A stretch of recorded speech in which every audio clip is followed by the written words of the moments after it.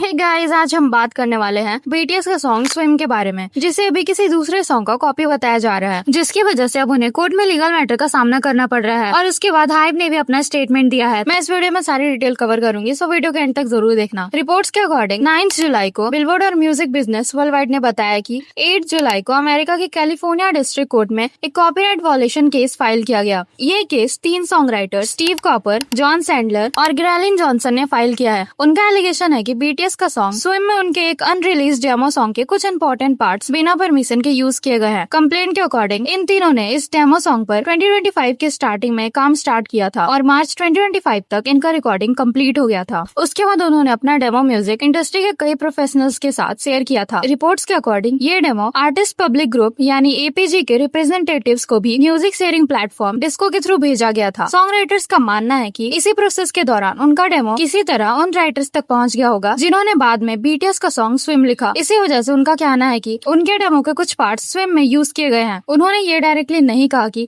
किसने डेमो भेजा, लेकिन उनका क्लेम है कि ऐसा होना पॉसिबल था। इस केस में hive America, big hit music और स्विम के को writers Drake Milano, James Asian और रैन टेलर का नाम दिया गया है। इम्पोर्टेंट बात यह है कि बीटीएस के मेंबर्स का नाम इसमें नहीं है। आरएम जिन्होंने सॉन्ग राइटिंग में हेल्प किया था और प्रोड्यूसर पिडो का नाम भी लिस्ट में नहीं है। उन्होंने अपने केस को सपोर्ट करने के लिए एक प्रोफेशनल म्यूजिकोलॉजिस्ट अलेक्जेंडर स्टीवर्ट की हेल्प भी ली। उन्होंने दोनों सॉन्ग को कंपेयर किया। केस में मेंशन की गई पहली रिपोर्ट के हिसाब से स्टीवर्ट का कहना है कि दोनों सॉन्ग्स में कुछ ऐसी सिमिलैरिटीज है जिन्हें देखकर उन्हें कम्प्लीटली इंडिपेंडेंट क्रिएशंस मानना मुश्किल हो सकता है। उन्होंने ये भी कहा कि इस पॉसिबिलिटी को कम्प्लीटली रिजेक्ट नहीं किया जा सकता कि एक सॉन्ग ने दूसरे सॉन्ग से रेफरेंस या इंस्पिरेशन ली हो। लेकिन यहाँ एक इम्पोर्टेंट बात समझना जरूरी है, ये सिर्फ एक एक्सपर्ट का ओपिनियन है जो सॉन्ग राइटर्स ने कोर्ट में सबमिट किया है। फाइनल डिसीजन सिर्फ कोर्ट एविडेंस और आर्ग्यूमेंट्स देखने के बाद ही लेगी। केस की न्यूज आने के बाद 10 जुलाई को बिग हिट म्यूजिक ने अपना ऑफिशियल स्टेटमेंट रिलीज किया। कंपनी का कहना है कि ये सिर्फ उनके तरफ से लगाए गए वन साइडेड एलिगेशंस हैं। बिग हिट के अकॉर्डिंग स्विम एक इंडिपेंडेंटली क्रिएट किया गया ओरिजिनल सॉन्ग है। कंपनी ने साफ कहा कि वो लीगल प्रोसेस में इन एलिगेशंस को स्ट्रांगली जवाब देंगे और अपनी पोजीशन को कोर्ट में डिफेंड करेंगे। यानी बिग हिट ने सारे एलिगेशंस को रिजेक्ट कर दिया है। अब क्वेश्चन है कि वो सॉन्ग राइटर कोर्ट में एग्जैक्टली क्या डिमांड कर रहे हैं। उनकी सबसे पहले डिमांड है स्विम के फ्यूचर कमर्शियल यूज को रोक दिया जाए। यानी अगर कोर्ट उनके फेवर में डिसीजन लेता है तो